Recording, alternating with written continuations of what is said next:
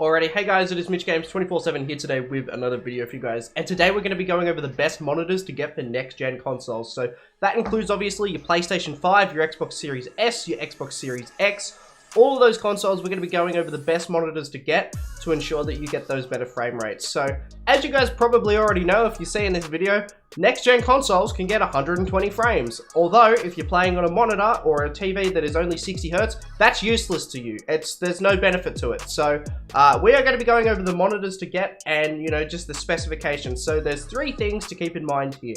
1, HDMI 1.4, 2, HDMI 2.0, and 3, HDMI 2.1. There's three different versions of HDMI and they all have different benefits. So let's get into it. Also, if you find this video in any way helpful, be sure to leave a like on it and subscribe to the channel, as it'd be greatly appreciated. So with these monitors, I've had people from, just from pro players to just regular people reaching out to me. So I figured, why the hell not make a video about it? Because so many people have been asking me about it. So let's jump on into it. First things first is HDMI 1.4. So HDMI 1.4, that's what I use right now. The monitor I'm using right now is HDMI 1.4. And I'm able to get 120 Hz and 120 FPS on my PlayStation 5 at 1080p. So that's the drawback of playing on HDMI 1.4. Unfortunately, if you want to get those higher frame rates, you are limited to playing at 1080p, which personally for me isn't an issue. I don't mind, but I know some of you guys want those higher resolutions as well. So that's where HDMI 2.0 and 2.1 come in. So when we switch over to HDMI 2.0, what this basically means is you can now play at 1440p, 120 Hz, 120 frames. And then when you go up to HDMI 2.1, you're able to get 4K 120 Hz, which enables you to get 4K 120 frames. Now, I do want to warn you guys, once you get up to 4K territory, monitors, or even at this stage TVs, because TVs are almost the only thing right now, as of the recording of this video, that are, capable to even do that. So there's not really a big market for it right now, but there definitely will be in the future, but it is going to be very expensive. So what I'm going to do is we're going to come on over to PC Case Gear, and I'm actually going to go through a few monitors and displays that I found that are essentially super cheap and really good for obviously getting higher frame rates on your next gen consoles. Okay, so here we are. We're on PC Case Gear. This is the best place in Australia, in my opinion, to get anything that is just, for PC gaming or gaming in general. So obviously with next gen having, the higher frame rates, this is where we get into monitor territory and you're not really going to be using TVs. So if you've gone out and spent $5,000 on a 4K display, I don't know what to tell you, but you're an idiot.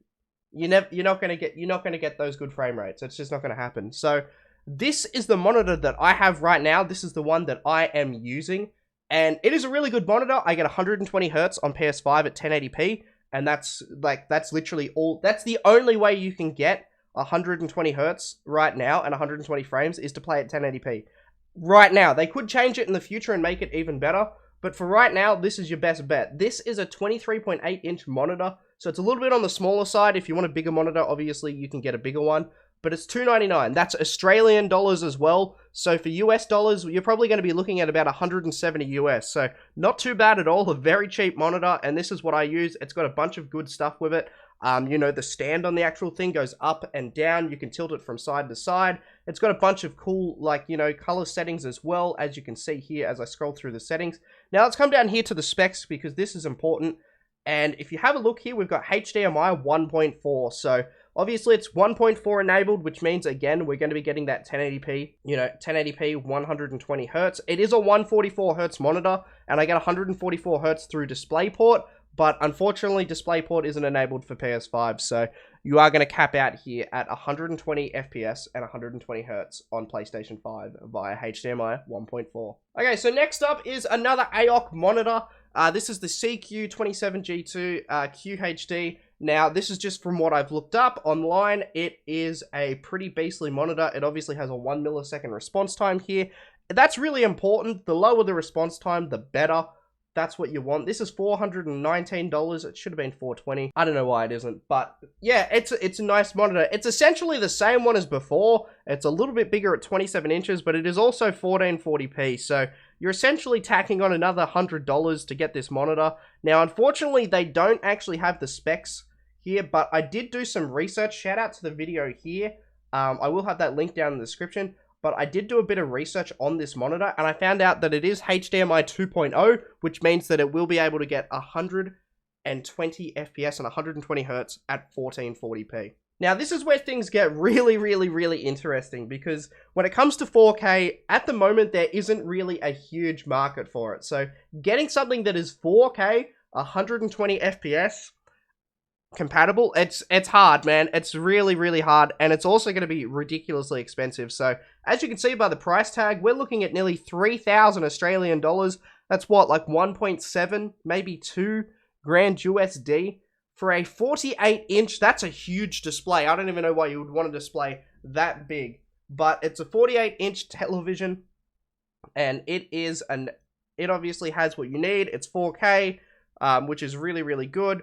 Obviously, it's got all that stuff as well. You can use it up to 120 FPS at 120 Hertz, because it is somewhere in the specs here, but it is HDMI 2.1 enabled. I made sure to check before the video, so this is another really good TV, but it's just huge, man. Like, the size of the thing is 48 inches, but that at the moment is probably going to be your best bet in terms of getting 4K 120 Hertz. But just remember that the consoles can't even do this yet, so by the time that Sony and Microsoft add an update to be able to do this, there's probably going to be much cheaper options out there. So I would not recommend this at all. I seriously wouldn't. Right now, I would say out of these three, your best bet is probably this one, because it's 1440p. So obviously, even if it only outputs at 1080p right now, because Microsoft and Xbox don't let you do those higher resolutions and higher frame rates at the same time, it's a nicer monitor. It's only $100 more expensive, and it's a much better monitor than this one. But this one's still fine. Again, it's what I use right now. It's my good monitor. I've got another one that is 60 Hertz, but right now I would recommend using this one. So if you want to come over here, this is my recommendation. The AOX CQ27G2, just anything with similar specs, HDMI 2.0, you know, 1440p, as low as a response time as you can get. That's what you want. And that's the video, guys. Again, if you found anything in this tutorial here or as to what monitor to buy helpful, be sure to leave a like, subscribe. Obviously, you can make your own decision now that you know about the benefits of HDMI 1.4, 2.0, and 2.1.